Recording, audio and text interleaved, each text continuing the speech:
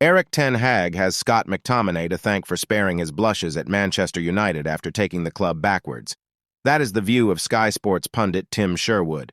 Speaking to William Hill's No Tippy Tappy podcast, Sherwood said, "McTominay has had an incredible couple of weeks. He was phased out at Manchester United and had Hannibal Mejbri ahead of him. Since then, he's come off the bench, not sulking, with a point to prove, and he's scored 2 match-winning goals. You only get that from an academy player who really loves the club." Meanwhile, Manchester United. Youngster kobbie Mainoo is on the verge of making his return from injury, and fans can't wait to see him in action. Mainoo, 18 years, suffered an ankle injury during United's pre-season clash with Real Madrid in July. The midfielder returned to full first-team training earlier this week as he looks to regain fitness. Manchester United shared a clip of the youngster on social media on Friday, leaving fans excited for his upcoming return. Many were particularly impressed with the tricky skill he managed to pull off. After receiving the ball in a small amount of space, Mainoo completed a backwards no-look pass with the outside of his boot. Fans took to the comments to react, with one person tweeting, "Mainoo's pass, I can't sleep." Another added, "Dude wasn't injured. He's been upgrading skills, I guess." A third wrote, "I have watched this 10x. While a fourth fan commented, "How did he do that? Man, this boy is a rare talent." Despite his impressive display in training, Mainoo is not expected to be named in Erik Ten Hag's squad to face Sheffield United this weekend, as he is yet to return to full fitness. Casemiro is also set to be absent due to an ankle injury he sustained while on international duty, but new boys Rasmus Højlund, Sofiane Amrabat, and Sergio Reguilon will likely make an appearance despite initial injury scares. On the other side, Johnny Evans could be in line for another Manchester United appearance this weekend. The veteran defender has passed a fitness test after appearing to take a knock while playing for Northern Ireland. Evans already seems to be ahead of Harry Maguire in Erik Ten Hag's pecking order, and he could get the nod when United visit Sheffield United on Saturday. Elsewhere, Jadon Sancho looks like he's out of the Man United frame for good. That's after being ditched from their squad photo for the current season. Sancho continues to train by himself, and it seems he will leave United in January, with a loan move the most likely option. So, do you want to contribute to our conversations around Manchester United? Well, you can by joining the WhatsApp channel via the link in description to keep up to date with all the goings-on at Old Trafford. Again and again. Here are team updates from Carrington. Manchester United's squad was reunited at Carrington on Thursday, following the international break. A number of our players were in action for their countries, in the wake of the dramatic 2-1 win over Brentford in our last Premier League outing. Sergio Reguilon and Sofiane Amrabat were among those spotted in the group by our official photographers. Reguilon has missed the last 4 matches with a minor injury, while Amrabat was absent from Morocco's games against Liberia and Ivory Coast. Their presence in training is a boost for Reds manager Erik Ten Hag ahead of the Premier League game against Sheffield United at Bramall Lane. The match kicks off at 20 o'clock British summer time on Saturday night and is being broadcast live on Sky Sports in the UK. Rasmus Højlund was also in training after the striker scored with a thunderous finish in Denmark's 2-1 win against San Marino on Tuesday. However, Casemiro was absent, having remained in Brazil on the club's advice to recover as swiftly as possible from a small issue picked up while playing for his country.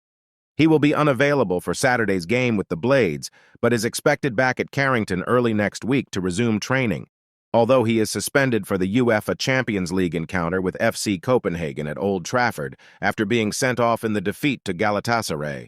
Meanwhile, legend Dwight Yorke has admitted signing Andre Onana was a risk following the keeper's shaky start at Old Trafford. He told Stocklytics, "They always say the grass is never greener on the other side. I told everybody that they should be careful what they wish for. Managers are there to make tough decisions, and they have their own ideas on who they select in their team." Ten Hag made the decision to get rid of De Gea and bring in Onana. If you study Onana, and I'm sure Ten Hag did, you'll see there's a massive risk with the way he plays, especially in the English game. On the other side, Anthony Martial has been warned to shape up or ship out. Reports claim the Frenchman has been told he must show signs of improvement to earn a new Manchester United contract. Martial's current deal expires at the end of the season, and the Red Devils are prepared to lose him on a free. But if he gets back to goal-scoring ways after some injury-blighted seasons, Marshall could yet end up penning a United extension. Again and again, Scott McTominay's late brace snatched victory from the jaws of defeat against Brentford, and our players went away with a spring in their step. That win served as a springboard for Reds competing for their nations, with the likes of our captain Bruno Fernandes, as well as strikers Rasmus Højlund and Marcus Rashford finding the net during the break. Now, as the return of the Premier League beckons, our writers selected one United player each who they are interested in seeing when the season resumes. Do you agree? So, if there's one player we'd all want to pick up where he left off following the resumption of the Premier League, it's undoubtedly Scott McTominay. Scotty's last gasp heroics against Brentford in our most recent match got us back to winning ways and sent us into the international break in a positive frame of mind, and with the manager's praise ringing in his ears. "He is Manchester United in everything and in his heart," said Erik Ten Hag following McTominay's match-winning double. "So he's playing for the badge. He gives his life. And when you're coming on and you give this to the team, it tells a lot." In his subsequent international commitments, McTominay faced two of the world's top teams in Spain and France, and returns to Carrington with a spring in his step, as Scotland's place in next summer's European Championship was confirmed. So whether he is handed a starting berth against Sheffield United on Saturday night, or once more used as a potentially vital sub, the midfielder will be ready to make a big impact on the match. As he said himself after that dramatic Brentford match, "I feel like now is the time to push on.